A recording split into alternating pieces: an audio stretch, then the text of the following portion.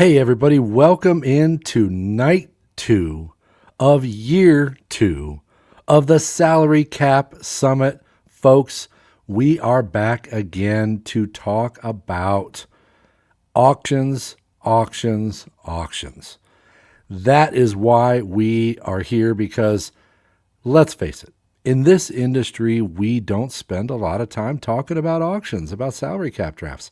I understand. It's not what puts butts in the seat. But I want to have a little bit more of a conversation about that tonight. So join us here. We'll play this out.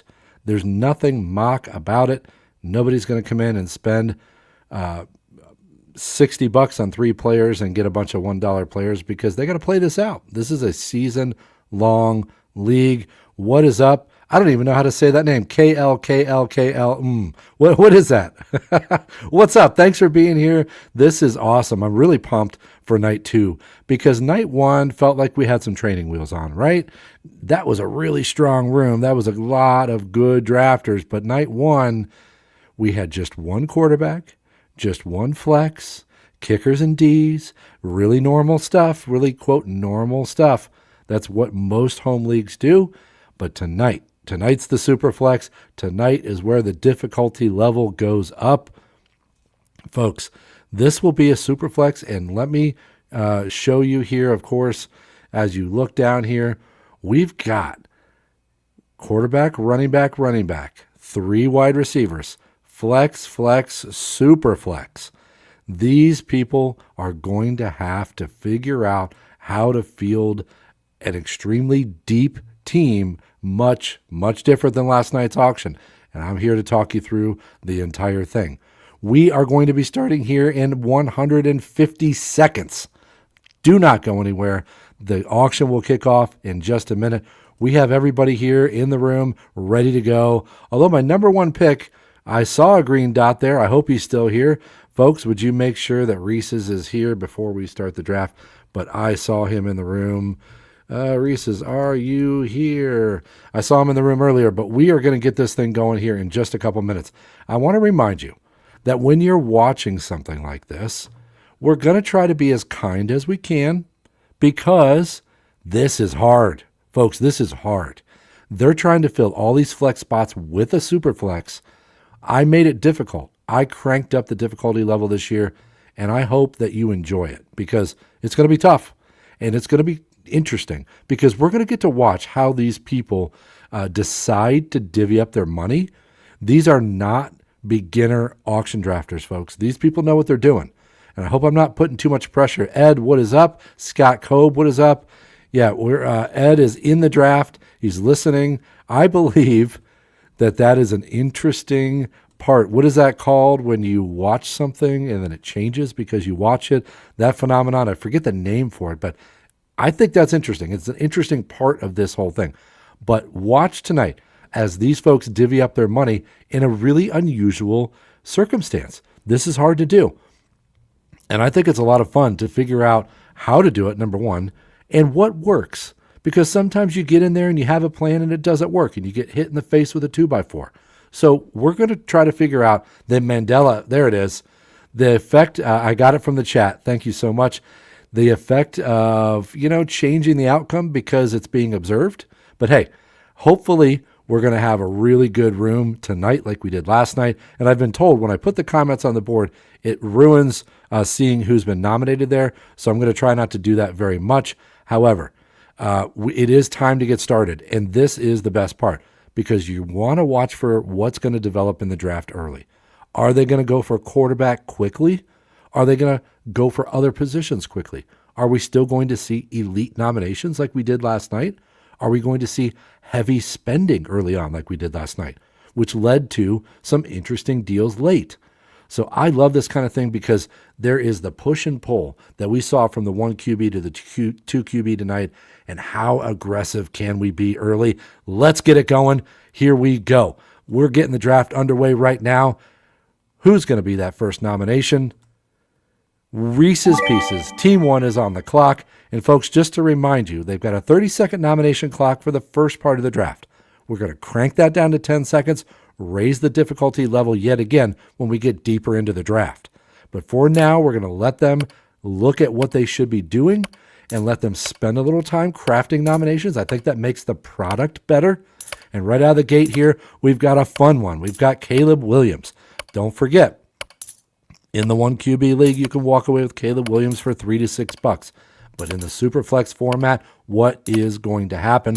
That's the fun part. That's why we're doing this tonight, because I absolutely love seeing what people like to do when it comes to this kind of an idea. All right, so we've already got a sale and $26. Scott Cobe, $26. Interesting play there. 26 feels like a bit of a deal. I got to be honest. I'm not trying to influence what everyone's going to do here, but that feels like a bit of a deal. I don't know. Let's see what goes on next. All right. I want to get this pushed out on Twitter. There we go. We're ready to go. All right. Nomination number 2 is Ashton Genty. Okay, so we see different nomination strategies. And I think the thing that I've told you from the beginning is that it doesn't matter how you play it, as long as you're trying to work on your plan. What are you trying to do? And I had some problems with the audio last night. I just muted the second screen audio. Let me know how that is. If you're getting too much ticking in the background, let me know. Pat Miller, what is up, my friend? This guy's in a couple of my home leagues. Dear friend of mine, Pat, what's going on? Thank you for showing up again tonight. Appreciate that support. Genty here, I'm getting comments in the chat. Genty is entirely a fade in the comments here. That's interesting. But we've got Genty just going for, we're still going. So this is an interesting point right out of the gate here, because what do we think about Ashton Genty in that particular realm of running back when we're in a super flex format? I believe Genty went right around the same price last night. And if it were Drew Davenport on the auction brief, he'd be saying, "Where's my discount?" like an old man. But you know what? I am old, and I get to say that now. Did you guys know that I get to say that now? At my age, we couldn't afford Ashton Genty at my age. Look, $44. It's totally fine. I like it. But I'm expecting that we're going to see a little bit of a deal on some of these guys because it's a super flex. That didn't happen right out of the gate. And now we get Bijan Robinson for $50. So interesting. In 3 nominations, we've had a quarterback and 2 running backs. This is all part of what we talk about every week on the auction brief about knowing what we want to do when we go into the draft. I think that $50 price for Team 6 there, 1, 2, 3, 4, 5, yeah, Team 6, Nasty and the gang, $50 for Bijan after $44 for Genty, that feels like a deal, right? That feels like a deal. So, Scott, how do you feel about that $26 for Caleb Williams? Let me know. We have another guy on the block by the name of Christian McCaffrey. I hope that he stays on the other side of the field from the electrical substation. The rash of injuries is ripping through the Niners, just like it does every year. Oh, by the way, there is a funny new Twitter account out now. The electrical substation Twitter account. Go check it out. I think it's like Santa Clara. I got to take a look here. This is really important stuff, right? This is what we're supposed to be doing. It's talking about this. Christian McCaffrey still on the block, still bidding going on. We're at $42 right now, and I'm getting this all important information about this new. It's SC substation, Santa Clara substation. I'm assuming, but it is absolutely hysterical. Anyway, back to the point here. Scott says loves the deal. Not a Caleb guy, but $26 had to do it. I agree there. I agree. Ed, I'm sorry. I'm going to have to come at you with your first price here because the price itself isn't as bad. Isn't that bad. But then when you see the next 2 prices on running backs, I don't know. How are you feeling, Ed? How are you feeling about that 44? Pat, I agree. That Bijan price seems low. I'm surprised by it. I'm surprised by McCaffrey going the same as Genty. I'm not really sure what's going on here, but I think we're getting the sense that this is something I talk about all the time. If you have a par sheet and you know where you're going to go when the draft starts, then I think it's smart for you to pound other positions because you know what you're going to spend on your quarterbacks, right? But if you're pounding other positions, you're ostensibly getting deals on those. So I get a question, and this is a great question. The person up for bid is Tyler Warren. By the way, I'm going to have to come back to that. Great nomination because obviously this person has an idea about what they're doing. Tyler Warren's on the clock. But I got in the chat lots of running backs going early. Is this usual? No. No, the answer is no. And so I think that Ed feels good. He's not excited about the Genty price, but it's good for his par sheet, and that's all we care about, right, is landing the player. All right. Okay, so Tyler Warren goes for 14, but here's what I'm saying. If you know on your par sheet that you're going to spend X amount of dollars for your quarterback, you don't have to sit there and mentally reserve a certain amount of money for your quarterback, right? And that's what happens to people that don't practice the par sheet method. Because all these guys in the room are Patreon subscribers. They go by the par sheet method. They're going to know I'm going to spend X on quarterbacks. And so they can go at different positions. And I love the idea in a superflex of going for different positions because there are not this room, these guys are too sharp, but in other rooms, people are going to be worried about quarterback and you're going to be hammering the elite players at other positions. And this is one of those situations where I'm okay with going a little bit more elite at running back or wide receiver because of the discount in price. But then you have to go back off a little bit at quarterback. Let's see here. We are on the board with Josh Jacobs for $30. Tyler Warren for 14. Those are the last two buys. And then before that, Saquon Barkley for 41. So we saw a little bit of bouncing around early with the running back prices, but I think we're settling in, and I think we're going to see that settling in here with the slotting of the prices based on how people feel. That Barkley price and that Bijan price look really good right now, and McCaffrey going for the same as Genty certainly looks good as long as he's not out there swinging from the substation wires after practice. Okay, who do we have now? Drake May, and May is up to $38. Let me get my hit off the Coke Zero so I can keep that throat, that FWM, nice and wet. Oh, that's gross. Did you have to say that? That was gross. Okay, what happened here?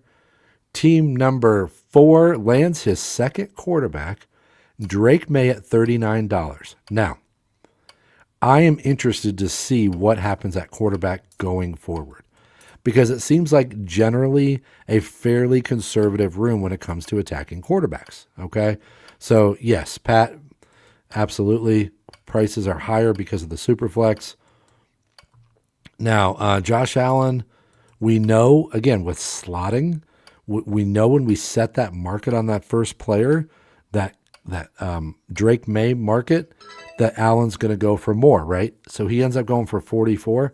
And I'm going to be honest, we're seeing a conservative approach at quarterback so far. Everybody seems to feel as though there are enough quarterbacks out there that they don't have to go crazy. And so I believe that these prices are a little bit lower than you're going to see in some superflex leagues. And you know why that is? This is a group of veteran drafters who know how to play the game and who are working off of par sheets. So they have prices in mind that they want to pay. All right, Jamar Chase goes off the board for 49. And now everybody keep in mind, and this is a conversation that we need to have about superflex leagues, that when you're in an auction with superflex, you just have to discount the top of every position. And you're going to also find that there is a big old, what I would consider to be like a cliff almost, where you're going to see a lot of players like your, I don't know, Jordan Masons, your Rico Dowdles. You're going to see them go sometimes at the end of drafts for $3 or $4 or $2 or minimum bid. And you'll be like, how did DK Metcalf just go for $1? And then you're going to say, well, that's because DK Metcalf sucks. And then, I'm sorry, be serious. No, it's because people don't have the money because they spend on quarterback. And in a normal auction, you're not going to spend all that on quarterback. So it changes things. And that's why we got this $49 deal for Chase. I mean, that's a fun price. But you have to keep in mind, you're spending a bunch of money at quarterback. It's going to change things. All right, we got Brock Bowers up right now. And we are up to $30 on Brock Bowers right now. So as we know, we're going to have 1, 2, 3, 4, 5. Yeah, we got 6 bench spots. Okay, now Team 12 has a really interesting approach here. Team 12 has rolled out 2 early tight ends. So it looks like he's planning on flexing a tight end because of the format needing so many flexes. I don't think it's a bad idea that you can go for some tight ends, flex some tight ends in this league. So, Scott, do you believe May and Williams were both sitting down bonus? I believe Caleb Williams was. I'm not sure May was. I think 39, that's probably about right for him. But I think that, I really believe, let's see here. Who are we at now? Brock Purdy. Okay. Yeah, I really believe that $40 range is where I expected to see 3 or 4 guys go. So I'm a little bit surprised that it didn't, but I'm also not surprised in the same breath because, like I said, when you get good drafters and they know what they're doing, this is how it goes. They're going to be a little bit more conservative. Now, I mean, you guys know, if you listen to my show, you know that Brock Purdy price hits me in the feels, okay?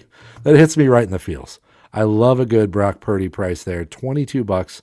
That feels wonderful. Z-Kill, well done. I think that's a great price. And I think y'all might have been asleep at the wheel on that one. So is it because he practices next to the substation? All right, I'm sorry. I'm going to stop. I got problems. We know that, right? Bo Nix is up now. Okay, so now we're getting into the quarterbacks a little bit, okay? And let's see here. We have quite a few people. 1, 2, 3, 4 with nobody. And we've only got 4 quarterbacks off. Now we got 5 quarterbacks in the books. Bo Nix for 24. So I don't know exactly how to say this without ruining what we're doing here. But I think that we may be seeing a bit of a conservative start here. And I'm not sure how prices are going to go on quarterbacks going forward, but this is going to be very interesting. I'm interested to see what happens here. So nomination from Team 2 is Lamar Jackson at $14. Love the start there. Get that up there. And what else have we got going on here? Okay. What I want to talk about is the relationship between the 2 quarterbacks that you draft. And feel free to chime in the chat here. But the way that I look at it is, if I pay a lot for the number 1 quarterback, and if I'm going to, when I say a lot, if I'm going to spend up, and I'm going to be at the top of the range with a Lamar Jackson, a Drake May, somebody like that, then I'm almost always going to not care about my QB2 very much, and I'm going to get 2 guys behind my 1. And then that's going to be easy. I'm just going to stream one of those 2 guys the rest of the year. But I'm going to go for that number 1 guy. But there is I believe there's a philosophy that you can subscribe to that some of these guys, it looks like they might be doing that, which is let me hit some elite players at other positions, and then let me not worry so much. And let me get an $18 this and a $14 that and a $21 this. And I don't disagree with that. You can play super flexes so many different ways, and especially with the amount of flexes that we have here. So let's take a look. We had Lamar Jackson just on the block, and he just went for $39. Now, again, what did we talk about last night? We talked about the price slotting. We're putting those players into where we believe they belong. And people like Bo Nix a little bit more than Purdy. He goes for 24. Purdy goes for 22. Jackson's almost Josh Allen, but not quite. Drake May is almost Lamar Jackson, and they both went for 39. See how this is working?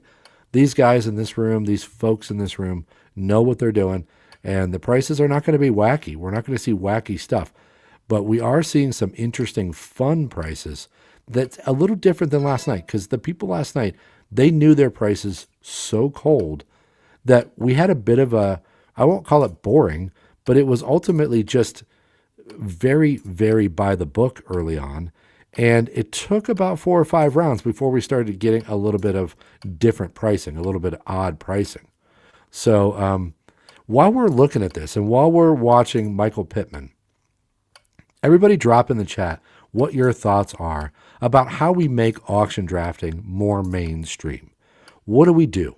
Do we try to neuter the format by making it shorter? I don't love that idea because I think part of the auctions is the format itself. That's a feature, not a bug, as Scott Pianowski would say. The faster, or the trying to make it faster feels like we're kind of ruining the whole point of it. But I'm open to ideas. What do people think? What do we need to do to make more people care about it, number one? And number two, make more people try it. And something Joe Dolan said to me a couple weeks ago really stuck with me. And what he said was, back in the day, if you all remember the band Dave Matthews, when they got their start, they told their manager, hey, look, we're not a group that's going to wow people when you put on our CD in somebody's office somewhere. What we're going to do is wow people when they see us in concert. And that's a tough sell sometimes. And yeah, I totally agree. Drafts are the best time of the year. Like, why do we want it to be shorter? Anyway, but what Dolan said was, this whole Dave Matthews analogy has really stuck with me because it's dead on. He said, you can't play Dave Matthews on the CD. You got to get butts in the seats. And I totally agree. If you get butts in the seats for an auction and they do it and there's nothing on the line and they can just experiment and see what it's all about, people will get addicted to it. It is fun. You know, because you're watching it, that how much fun it is. It's the format itself. It's a fun format, but it is daunting. It is something that is very much, I can understand how it is intimidating. I get that. But once you do it, you realize your knowledge translates. You know fantasy football, it translates. You can do an auction as long as you don't just go and spend all your money right away. Then you're going to have a good time because the fantasy football knowledge translates. I promise you. Okay, let's go back and recap a little bit about what's going on because we've had some other big players go. And Mick Jagger said, to be quiet, I'm a professional. Love it. We got some trash talking in the chat. That's wonderful. Okay, so after Lamar went for 39, we had Jackson Smith and Jigba go for 40. And again, it feels really fun to have one of the top receivers in the league for $40, right? Because he's going for 50 or 60 in most normal leagues. So that's fun. It's a way to approach it. Pittman goes for 13. We have Chase Brown go for 43. Now, I'm raising my eyebrows a little bit at the Chase Brown price. Not that I don't think he's worth it, but that 43 represents a bigger number in a superflex room than it does in a typical room. So 43 for Chase, while it's not tragic, it makes me wonder a little bit about people's valuations of Chase Brown going forward, because I'll tell you what, I have been thinking all along that I was going to get this fun little $36 to $38 price on Chase Brown. It ain't happening. And I said it last night. It is not happening. We're not getting that kind of a price anymore. So, yeah, I totally agree with my buddy Pat here. You just have to do it once and you're hooked. That's what auctions are all about. And that's why it's so much fun. And that's why we're doing it. Okay, who's on the clock right now? That's Luther Burden. He's $27 right now. The bidding is still happening. We had Justin Jefferson go before this for $36. So we see Ed working over here. Ed is a long-time follower of the auction brief. In fact, I think Ed's been with me since the beginning. If you hear my stomach growling, sorry about that. I brought some applesauce down to eat. That sounds like a weird sentence, but I didn't get to eat. I just came straight from my daughter's soccer practice. I'm coaching her team. I'm jumping into this, and then I've got pros versus Joes right after this. So bit of a full evening.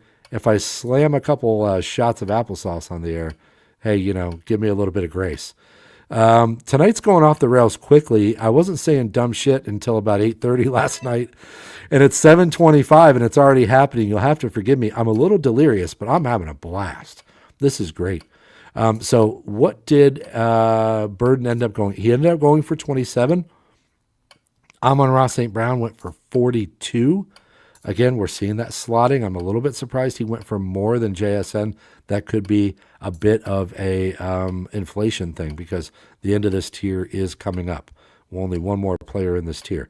Now we've got Jahmyr Gibbs on the clock, and you would expect him to go for more than Bijan, and he did $2 more, $52 for Gibbs versus $50 for Bijan. So Zeke Hill is really starting out hot here because he's got a fairly strong deal with Purdy at quarterback, and then he's paired Purdy with Barkley and Gibbs. And I was just talking about Ed Heath here, team number 11. He clearly has a plan he's working off of. Genty for 44, Jefferson for 36. I'm really interested to see how it's going to go after this for Ed and what he's going to do at quarterback. Let's see here. I'm getting it. Oh, that's so funny. We're talking about applesauce. Everybody's having a good time. Who's with me on the applesauce? All right. Who are these jabronis bidding $3 for Gibbs? Hey, you just got called by jabronis by the chat. Everybody see this? You guys got called out. All right. Many leagues work because they are approachable. Maybe if you get people to think of their snake draft picks as having a dollar value, it helps bridge the knowledge gap. I think this is a very good idea. It kind of takes out a little bit of the mystery here by just saying, hey, like your middle second round pick's a $32 player, that kind of thing. I mean, I can't stand that from an auction theory standpoint, but it's a fantastic point when it comes to making it a more approachable concept, an approachable idea for people. All right, where are we at in the nominations? We got Jalen Waddle up, and boy, my stomach is growling. I hope that's not coming through. Are we getting live streaming stomach growling? I hope that's not happening. Let's feed it some Coke Zero. I'm sure that's what we need. We're on Jalen Waddle right now. And, you know, one of the more fascinating things after doing last night and doing tonight is seeing which players end up going for relatively similar prices in both leagues. Because for the most part, you're going to get a discount on some of these guys. But we're seeing a couple odd players here and there. Josh Jacobs, Jalen Waddle, Luther Burden, James Cook, Ashton Genty. They're kind of going for similar prices. Now, Cook was $50 last night, so that's an $8 discount. But that's an interesting thing here that you just have to pay attention to, that sometimes you're not going to get the discount you want just because it's a super flex. So pay attention to that stuff. Who are we talking about now? We're talking about Patrick Mahomes. All right. Yes. Yeah, this is a great comment here. I was talking last week about how people in auction rooms haven't caught up with the fact that they need to be spending less on wide receiver. This room seems to be doing that. But you know, you have to think about this too. You have to think about the fact that that's partially a wide receiver 2-3 thing. And we still need to kind of spend on those top guys, those alpha guys who can get that 28% target share. So, all right, where are we at with Mahomes? Mahomes is currently at $18. And oh, baby, look, I'm off Mahomes too. But $18, fellas, I have the feeling the reckoning is coming for you. I hope a lot of people aren't watching this because I'm trying to make it interesting for the viewers while I don't influence the auction. But boy, oh boy, if I'm team one, I'm feeling great about $42 for two guys at the quarterback spot. But I can understand. I understand the valuations. Don't get me wrong. I'm not over here being like, it's Patrick Mahomes. He's generally been just not super impressive in the touchdown pass department. So we want him to run. And we all know he's coming off the knee injury. Maybe he doesn't run as much. And that was a lot of his value last year. But of course, that $18 builds that in because that's a heck of a deal as your QB2 to get a player of that caliber. So, all right. Yeah, I don't disagree with this either. The players at the bottom are going to be cheap, man. It's going to be cheap. This is going to be crazy.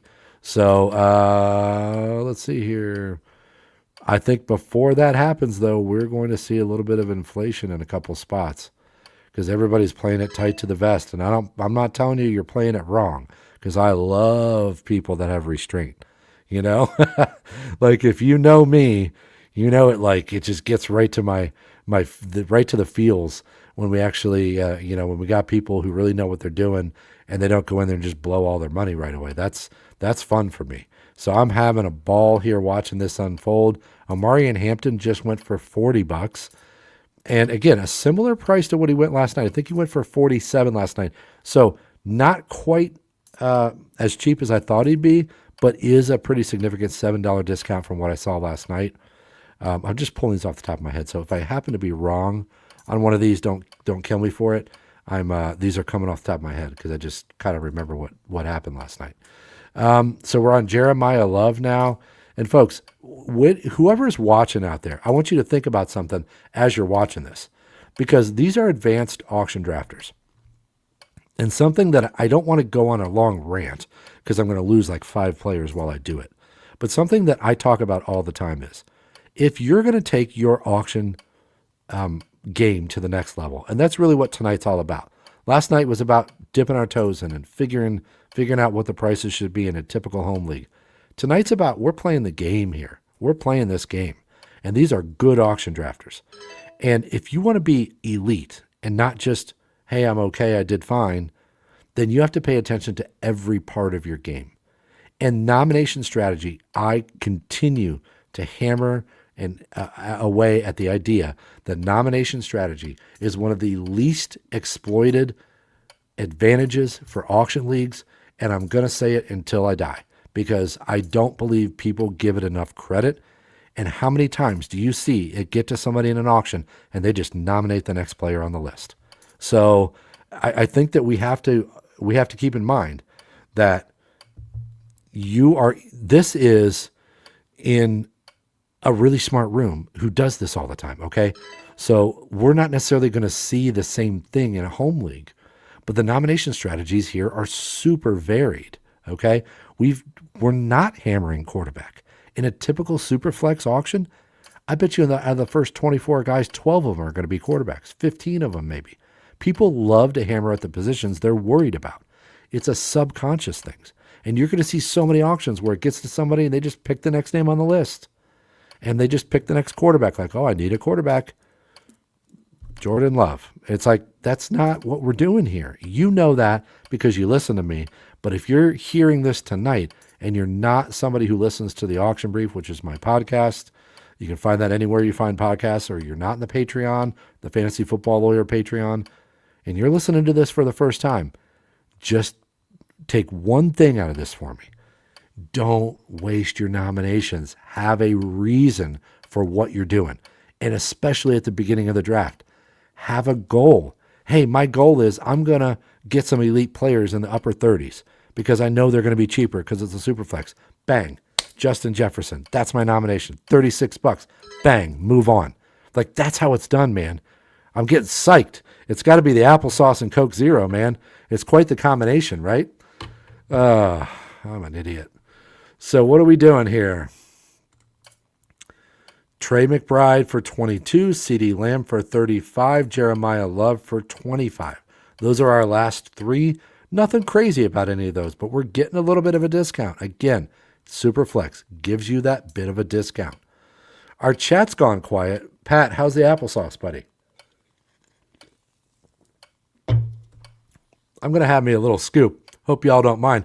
Let's pay attention to what's going on with Teterow and McMillan. You guys had to sell them right when I was going for my scoop. The sauce is more important than this auction right now. That's good stuff. You tuned in so you can see me eat applesauce on air.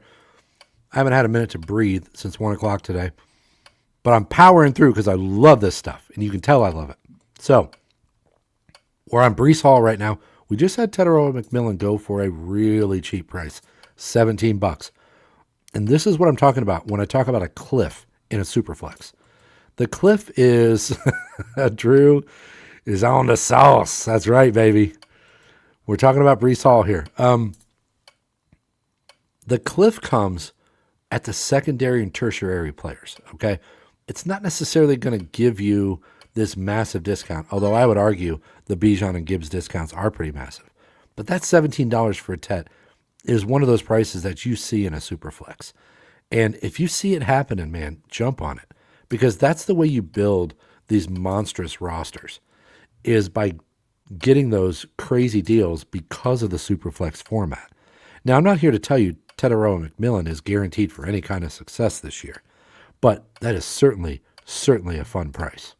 Okay, what was the one before that? That was Breece Hall.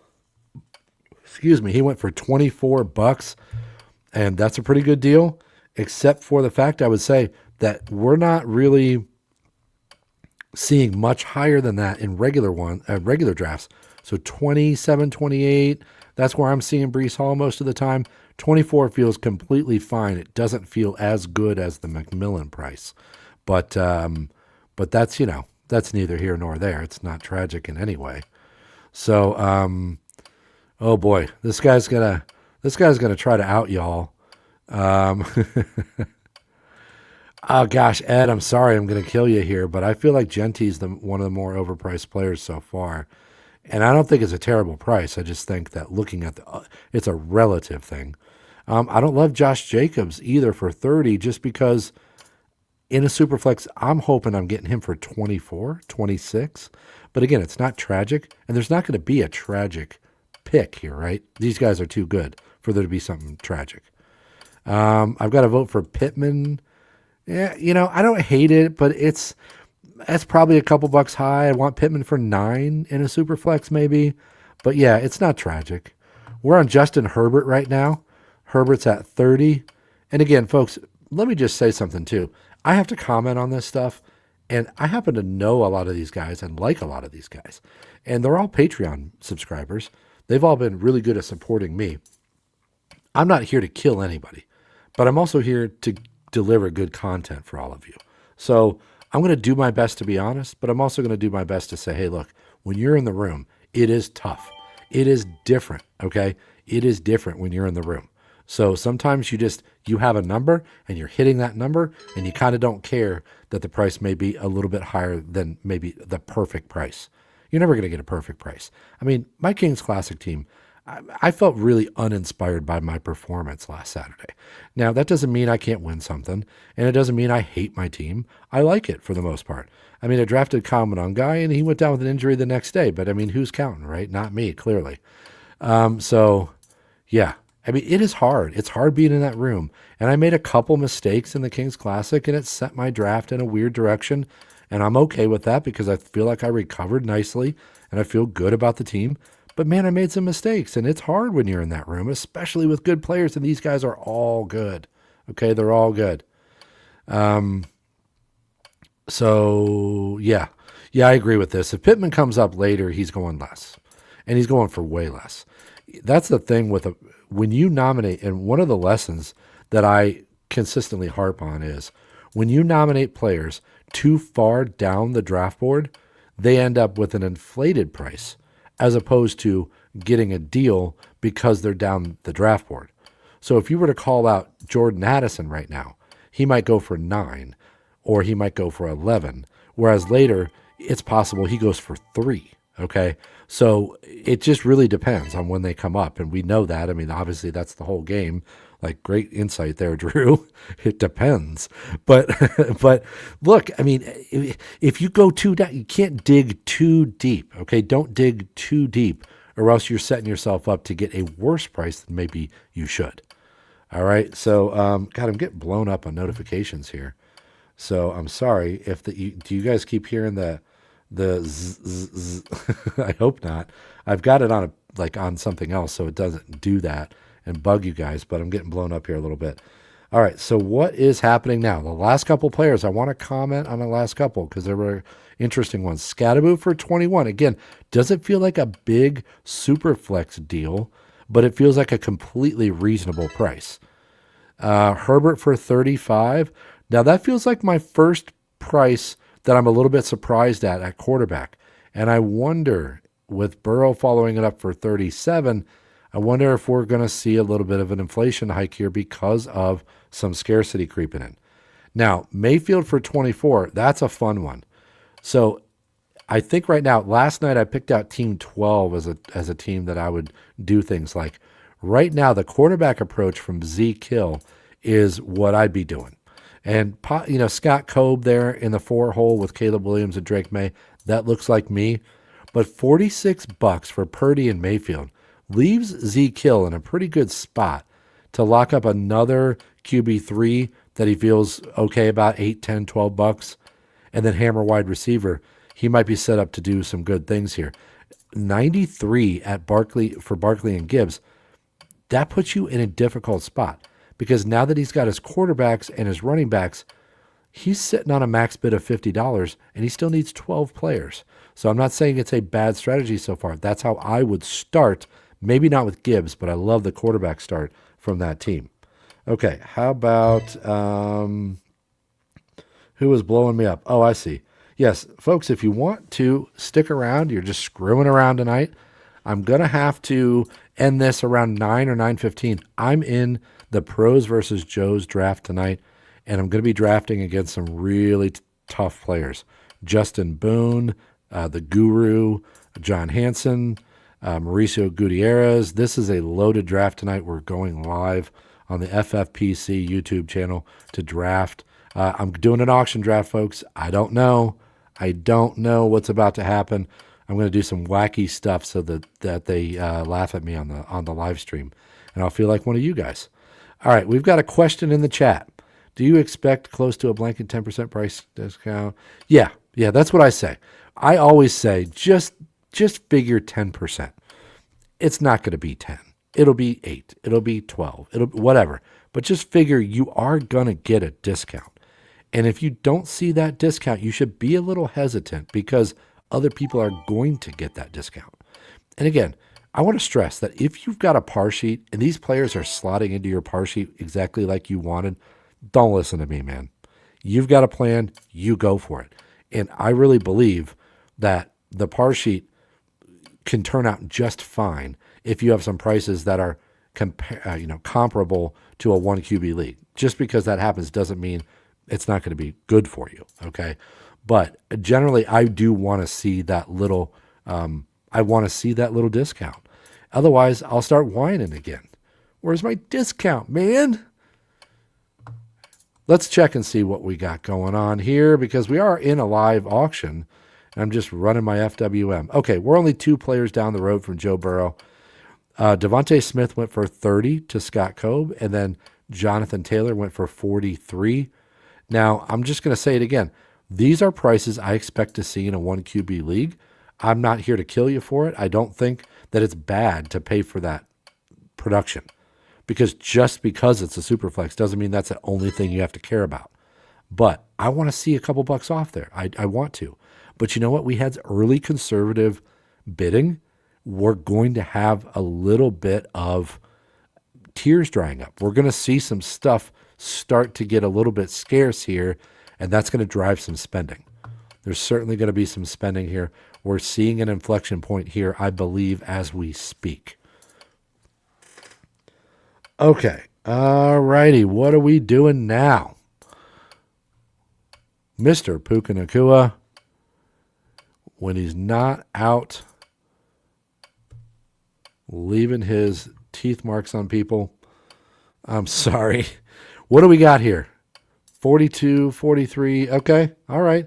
We're going to have another sauce break. I hope that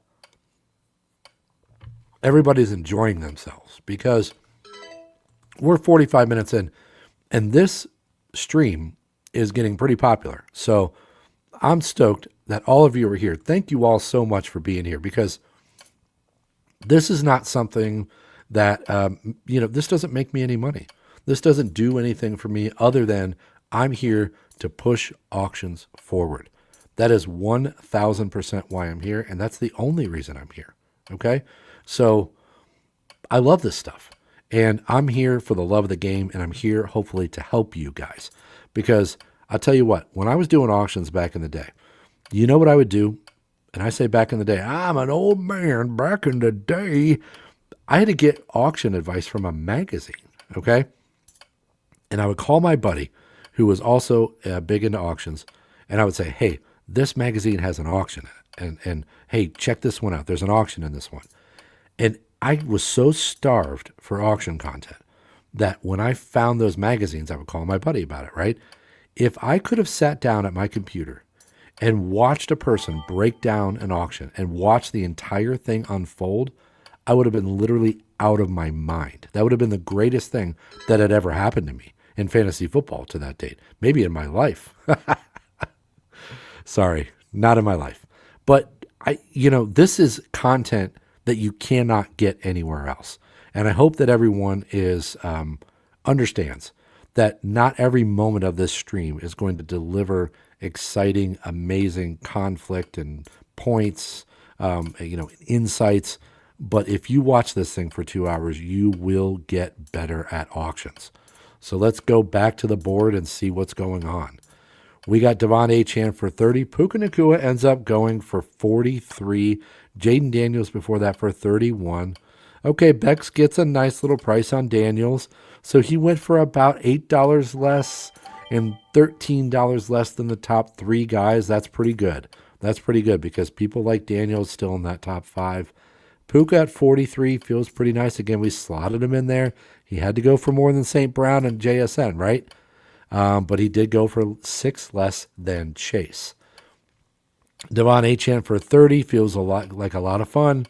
That feels like a lot of fun. I don't love Devon Achane, but that feels fun. So does Nico Collins for $30.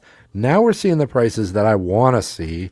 And again, I hope I'm not influencing the draft here, but these are some good super flex prices. These are some solid prices. They're not crazy low, but they're low enough that I feel like it's more appropriate. Okay. Let's see here. Let's get that chat going again. What's everyone think are the 2 best deals you see on the board? Let me see your 2 best quarterback deals, and then let me see your 2 best position player deals. I know what mine are. I've got my quarterback deals already in my head. One of them may surprise you. One of them won't.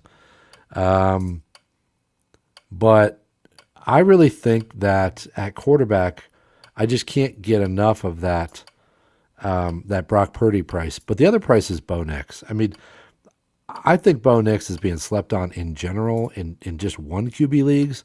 I'm totally happy walking out of a 1 QB auction with Bo Nix and Malik Willis. Okay? They're both going to run. They both have... Bo Nix has come into the league and been a top 10 quarterback 2 years in a row.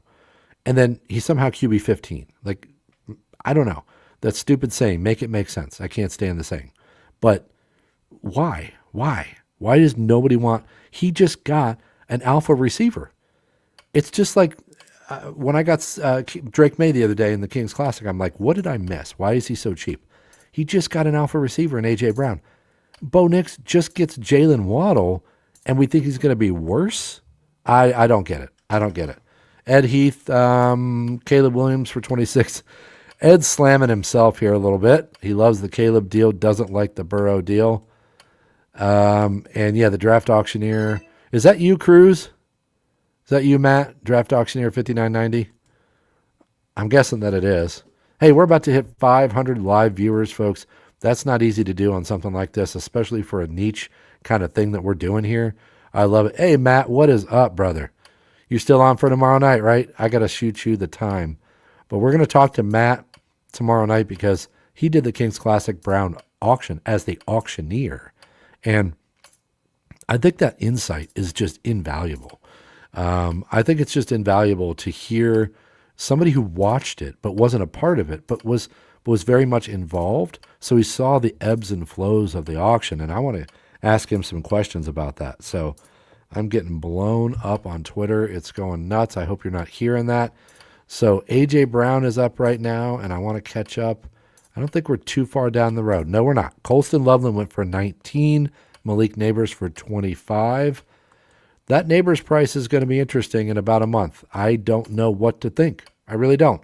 And if you're taking the chance on him, I don't deny that that's a reasonable thing to do, especially for that price. If I start seeing Malik Neighbors for $38 in a few weeks, I just can't do it. I just can't do it. If you're drafting now and you're getting Malik Neighbors for $25, you need to do it. All right, Fernando Mendoza. Hey, you. You. All right, Hoosier fans. Let me hear it, Ed. Ed, if you don't bid for Fernando Mendoza, I'm coming for you, brother. Ed's an IU fan. I'm blowing his game up. Zeke Hill heard me, and he's like, I'm going to make Ed pay $6 for Fernando. Stick him, Ed. Stick him. Oh, he did it. Zeke, I want to know if Zeke Hill, did you, yeah, that's right. I want to know if Zeke Hill got caught bidding Ed up there, or if he's cool with him. Ed, way to go. Way to stick him, buddy. All right, now we're talking about Dak Prescott. So I don't mind the price on Fernando because I think we're going to see him this year. Of course, the Raiders are saying that he's not going to play. You know, if things go well, Kirk Cousins is our quarterback. Like, that's nonsense. They're not winning 13 games and making the playoffs. Hell, they're not winning. They're not going 10-7. This is still a team with problems. But I think we're going to see Fernando Mendoza at some point. And for a guy that you could see down the stretch who used to run a lot of read option, I think that's going to be something that you might like down the road. $5 is the right price to take the leap on that. Dak Prescott goes for $20. Oh man, $20. I love it. I love it. I have my new favorite quarterback price. It makes me feel so good. Prescott for 20 just feels too low. I mean, especially when Purdy's 22, Nick's 24. I feel like Prescott's a better player than those guys for fantasy purposes. I'm not saying just, in general, but for fantasy purposes. I like that Dak deal. That is one of my favorite. I better be careful how I say that sentence. I like that Dak deal, baby. Okay, let's see what else is going on here. We're dealing with Drake London now, and I want to point out that A.J. Brown went for 36, and that's a nice little discount. I like that. And now we're talking about Drake London. He's at 30. And let's take a look at the board right now, okay? We've got Mick Jagger, who says, shh, everybody, I'm a professional. And he's got 3 tight ends. He's recognizing the need to fill these flexes, and he's going for some tight ends who are generally going to be cheaper, but who can return what would be mimicking a wide receiver 2 or wide receiver 3 that you might stick in that flex. So Mick Jagger's, I love this. I love seeing different builds and different approaches to how people are going to build their teams. Alrighty. Drake London went for 30. That feels fun. Feels very fun. Trevor Lawrence is right now on the block for 23. So quarterbacks are starting to go now. We're starting to get a little bit more. We've got 1, 2, 3, 4, 5, 6, 7, 8, 9, 10, 11, 12. We have 13 quarterbacks off the board. Still a lot to go. And number 14 up right now. But you're starting to see people want to fill in that quarterback spot. Let me just tell you, if we're talking about psychology, if we're talking about oh, I put this up here because Ed's killing himself on this, Joe Burrow. But what I like to talk about with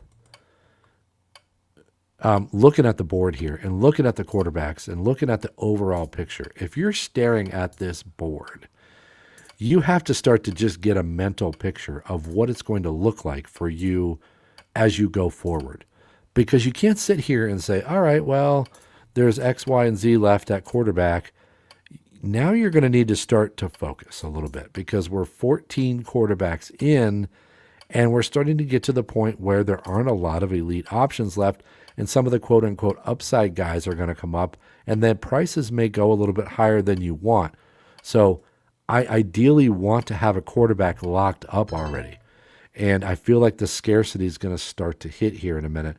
I'm a little bit concerned that a couple of these teams don't have a lot of cap at this point for the amount of quarterbacks that are left. So let's see how it goes. I love this. This is my favorite part about it, is seeing the different strategies. So, alrighty. We are on Rashee Rice. And the last pick, making sure I didn't miss anybody, Lawrence. Oh, Jordan Love. Okay, again, $19 for Jordan Love. Chef's kiss. I know Jordan Love is not a high TD guy. And let me just say, in Superflex leagues, you don't just get to draft crappy quarterbacks and be like, well, it's a quarterback, because sometimes you'd be better off flexing Colston Loveland than you would a quarterback. But a guy like Jordan Love has a weird asymmetrical upside, because a lot of times you're going to get Jordan Love who's going to throw for 24 touchdown passes. They just like to run the ball at the goal line. And the thing is, at some point, he's going to have a crazy good TD rate because they have a really efficient offensive season, or they have trouble running the ball, or the defense is suddenly bad. There's going to be at some point that we're going to see the perfect storm for Jordan Love, and he's going to have a 6.5 TD rate and throw for 35 touchdowns. He's good enough. And so I love a bet for $19 on Jordan Love. I'm not saying that he's going to be this amazing Superflex player this year even. It may not even work. But I do believe that this is the right place to make that bet. I believe that this is where you make that bet. Because I don't want him as my QB1 in a 1 QB league, and then I'm backing him up with Malik Willis. I don't feel good enough about Jordan Love. I want a guy like a Bo Nix or a Brock Purdy or a Dak Prescott or a Justin Herbert or a Caleb Williams as my 1 QB1. And then I'll take the chance on Jordan Love after that. All right. So where did we go after that? Rashee Rice went for 25. Javonte Williams went for 20. Ed, how are you feeling on your par sheet? Are you ahead? Are you behind? Drop in the chat if you are ahead or behind in your par sheet there. How much do you think is optimal to spend across your 6 bench players? How different is your answer between 1 QB versus Superflex? Okay, so the main difference that I have between the two is I'm going to spend a lot more on a third quarterback than I ever would on a bench player. So what do I call you, man? Imami Burger? I mean, I think it's a great Bex, you're behind. Okay. But I think it's a great question, because in general, I'm pushing much harder this year to spend less on our bench in 1 QB leagues. But in a super flex, I do want to spend money on a quarterback on my bench, and it's going to be significant. Okay. It's going to be $15, $18 on that first bench spot. So that's naturally going to raise the percentage of price that I'm paying for my overall bench. Now, the other thing is too, this league with the extra flexes, I think what my strategy would be to try to get a couple of guys I really liked early, and then wait for this price cliff where I'm going to see a lot of $12 to $15 guys that can produce. And then there's going to be another price cliff where we're going to see guys that are going for $3, $4, $5, $6 that have no business going that cheap. But because of the spending on quarterback, they're going to go that cheap. So I think that we are, let me see here. Let me check in to make sure. Yep, we're doing good. We're an hour in, and we are how many picks in? Okay, this is perfect. All right, so at the end of this round, we're going to crank the nomination clock down, okay? We're going to get this thing really moving, because last night we got finished in right about 2 hours, and that's perfect. I don't think we're going to finish this one in 2 hours, but it won't be much after that. So I'll continue the stream until we get down to those $1 players where we're basically, having a snake draft, and then I'll sign off. I'll start my FFPC draft, when I'm still on the stream with you guys. How fun will that be? Trying to do a live stream while I do a draft. It's going to be great. So what was our last one? Devontae Adams for 18. I'm a little surprised at that. I'm a little surprised he went for 18. Mike Evans went for 16 because we know he's already banged up. Derrick Henry for 22 feels incredible to me. Who got Derrick Henry for $22? That was team number 1. So I hit him for Josh Jacobs at 30. I didn't love that price, but Derrick Henry for 22 is crazy good. And I really like what's shaping up here in team 1, because he's got Mahomes and Nix, Jacobs and Henry, Nico and Rice, and he's still got some money to play with. Team number 1, actually, I'm moving my support from Z-Kill to team number 1. Not support, I'm just kidding. But team number 1 looks like a team that I would draft. And that's how I would approach it. So Ed says he's a little behind on his par sheet, but, he's got a good start, and he's doing things the way he wants to do them. And Mommy Burger. I got it. Love it. Okay, here we go. Next player. Kyron Williams just went for 22.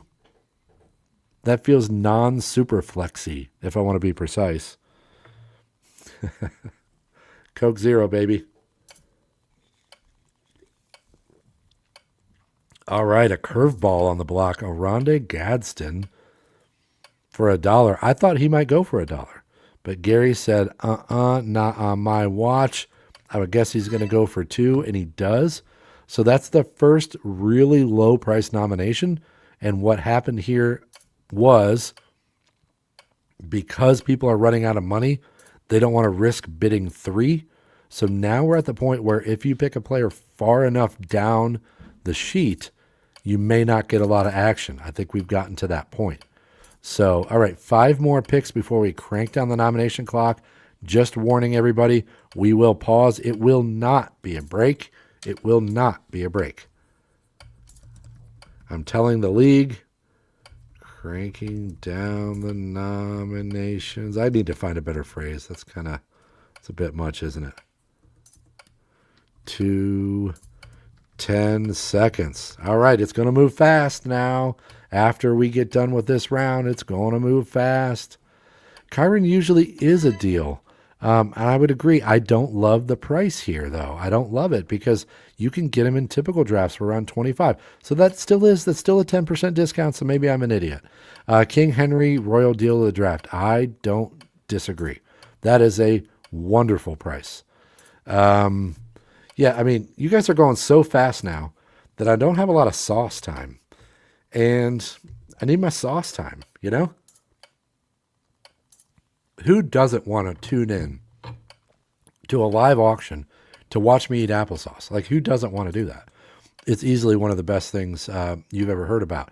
So Goff went for 18. Wow. Okay, it's happening, folks. It's happening where the money's running out.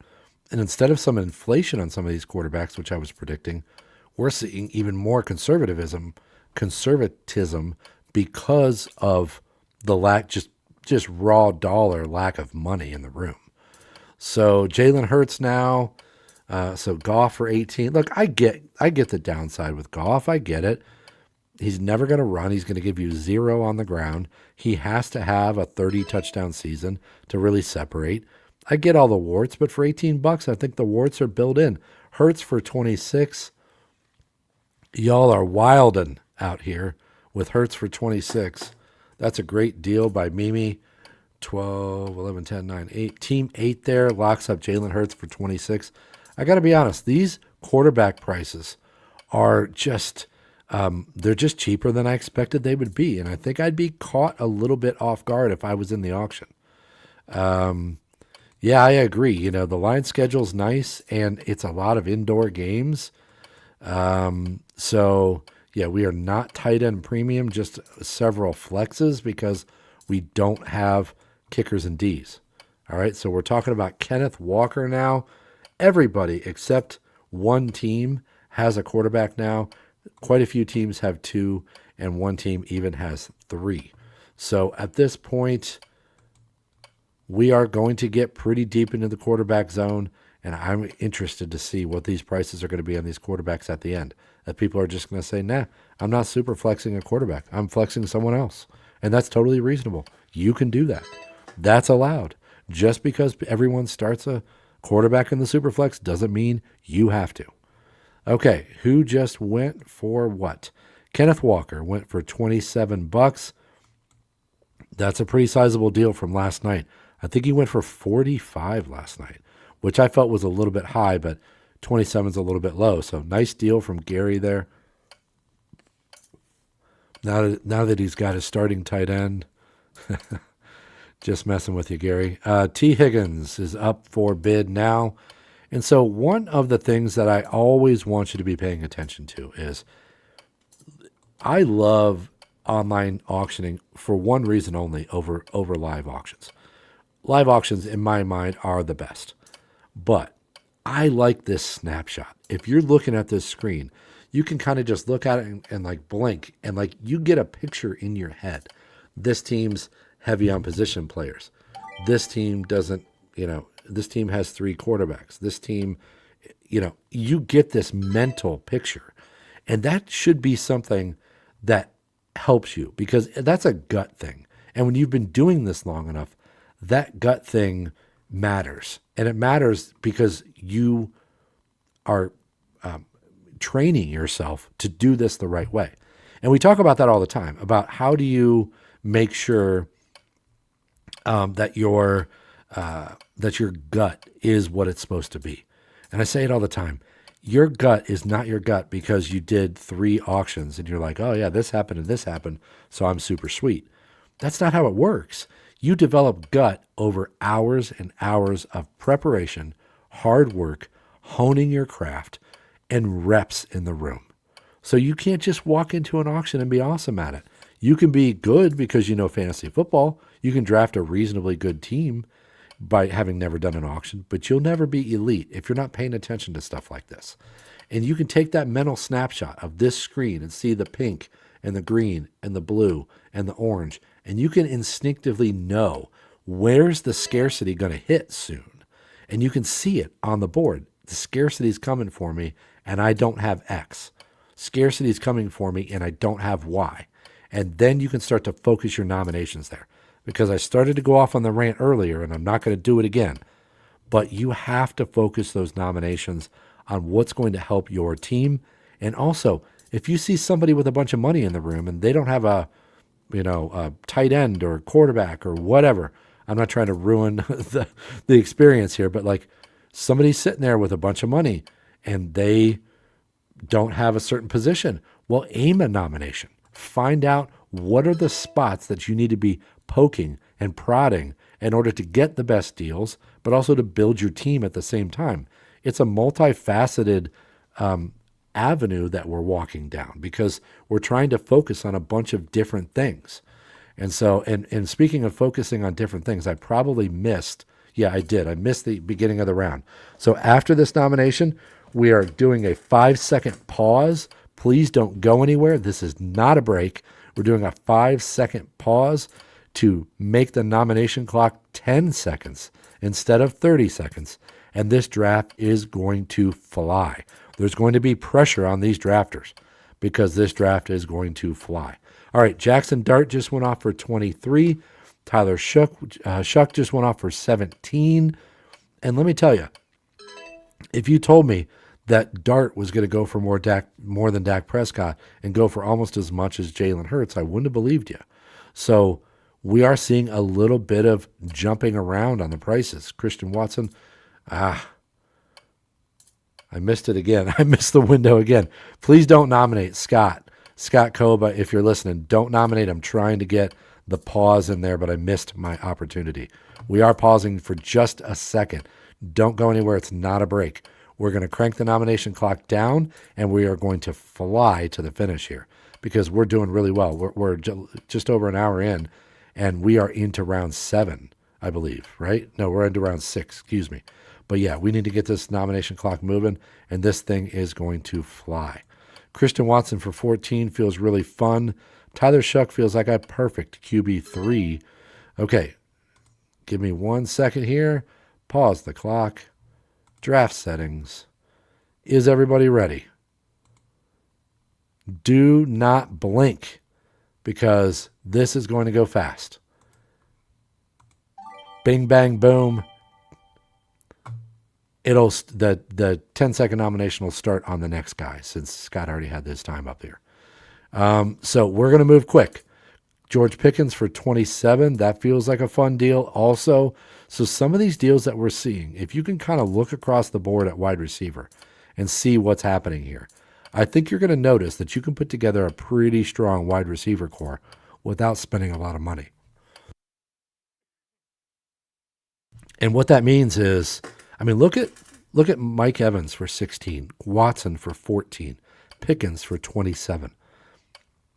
You could have a wide receiver core of George Pickens, Tetaroa McMillan, and let's see. Let's pick out somebody. And who do I want? Watson's not perfect. Let's go. Let's say Pickens for 27, A.J. Brown for 36, and Tetaroa McMillan for 17. Look at that wide receiver core you can build for the price. And the difference in the 1 QB versus the superflex is massive there. And I think if you have some patience and you're in your home leagues, you should be waiting for people to just go crazy on quarterback. And then you should be scooping up all these deals, these Tet McMillans, these Devontae Adams, these Mike Evans, Christian Watsons. These deals are what you can get in your home superflex auctions. It will happen for you, I promise. Okay, let's go and find out what we got going on here. We have George Pickens for 27, and then Tucker Kraft went for 15. You can knock me over with a stick. I'm a little shocked. Not that he's not worth it, but he went for more than Tyler Warren, almost went for as much as Colston Loveland. That feels like a bit of a big number there. So let's see here. Oh my God, I finally figured out how to mute the auction. Is everybody in heaven? Because I sure am. Alrighty. It's a button at the top of the screen, but I'm talking for 2 hours. I didn't even look for it. And that's not a hard button to find there, Boomer.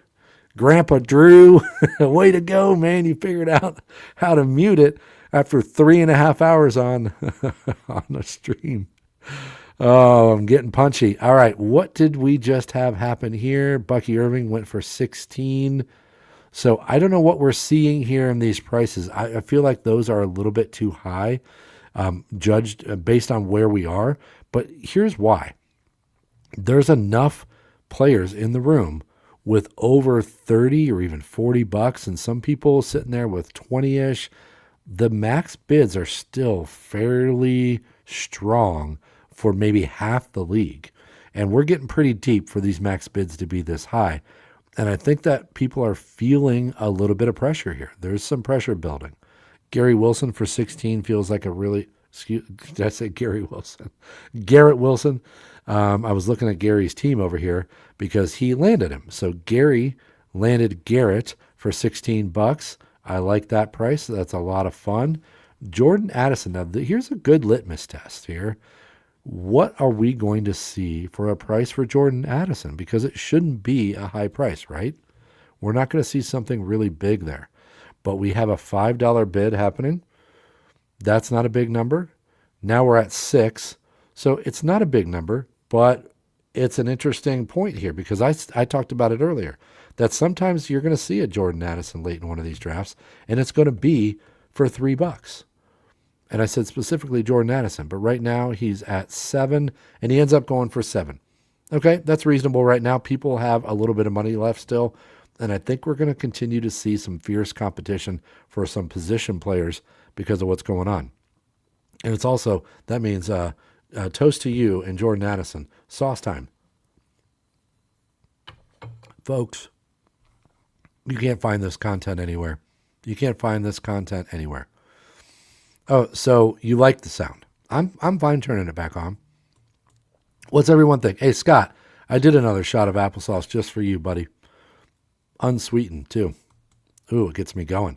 What's everyone think here about this? Do you guys like hearing the sound? Drop it in the chat, because if nobody else votes, Christopher's going to get his way. I'm going to turn it back on. Okay.